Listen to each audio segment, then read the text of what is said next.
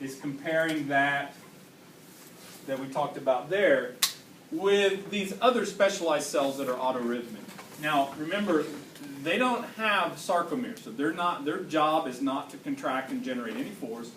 Their job is purely about initiating those action potentials that we talked about before. Okay? So they start the cardiac cycle, and we can modulate this by the CNS. So this is what the tracing is going to look like, and I'll get to it here in just a second. You'll notice that they have a resting potential of about, so the values are different, but you still see a spike, right? They have a resting potential of about minus 60. The action potential peaks at about plus 20 or something like that. Now, what's interesting about these autorhythmic cells is they do have voltage-gated sodium channels, but they don't have voltage-gated potassium channels. So every action potential spike we've seen before, the repolarization, was due to that fast-acting potassium. They do have a potassium channel, but it's not the same. Actually, let me back up. They don't have sodium channels, voltage-gated sodium channels. Sorry about that. So every other rise in action potential that we saw before was due to sodium influx, this rapid sodium influx. Where I was confused is that they do have some sodium influx that triggers this kind of graded potential here like we had before to threshold, okay? And so I'll comment on that in a minute. But once we hit threshold, it is fast-acting calcium channels that open for calcium influx here for depolarization. And then those slower-acting potassium channels are opened by here, and we allow for repolarization. Okay with that? So sorry about that. So calcium influx to peak, potassium efflux down. Now let's write these down here so I don't confuse myself. All right. So they have voltage-gated, they don't have voltage-gated sodium channels. What they do have, though, are voltage-gated calcium channels. And these are fast, so these are different than the L-type. The L-type were slow, like we saw on the contractile cells. These open quickly. So you reach threshold, they open quickly, you depolarize. They do have voltage-gated potassium channels, and these are slower. There, okay. And they also have a unique, to them, so we haven't seen these before, they have a unique channel that is called an IF channel. And this IF channel is permeable to both sodium and potassium. Okay. So it's kind of similar in the fact that these are the two ions that move through it to what kind of cholinergic receptor did we see that allowed for both sodium and potassium to move in it? Anybody remember? Well, it's either nicotinic or muscarinic. So which one is it?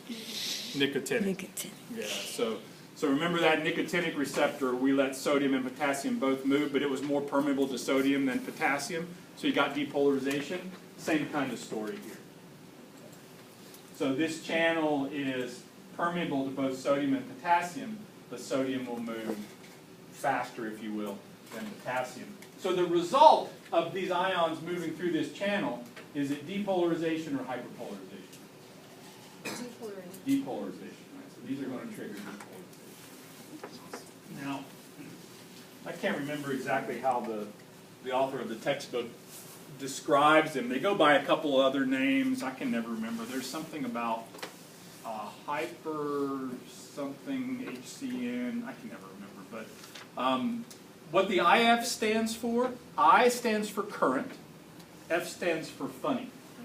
So these channels generate funny current in the cell membrane of the autorhythmic cell. And what's funny about it is that it's incredibly unstable. Okay.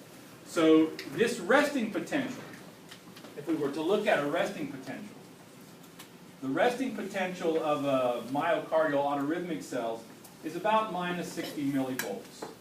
But the membrane can never stay at minus 60 millivolts. So we would say that this is not stable.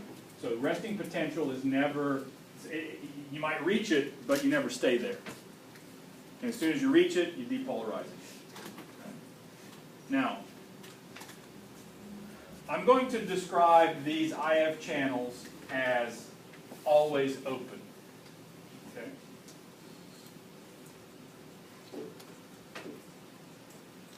So if they're always open, that means ions are always going to be moving through them. Does that kind of make sense? And what else do we always have that's on these cell membranes, just like every other cell that's always working as well, are sodium and potassium pumps. Okay. So even though these are always open, okay, and ions are always moving, we're always trying to reset to the resting potential by a sodium-potassium pump as well. Okay. So that's the way these work.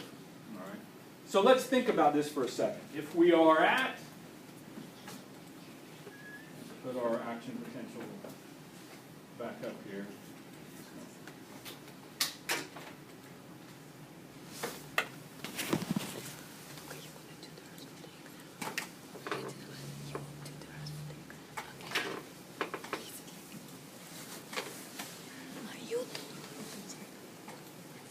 So here's millivolts, here's time, just like we did before. Let's put our resting potential on there.